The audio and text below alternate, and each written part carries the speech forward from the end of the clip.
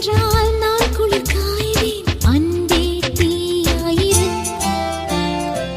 நீ ஒரு முள் என்றால் நான் அதில் ரோஜா. அன்பே முள்ளாயிரு.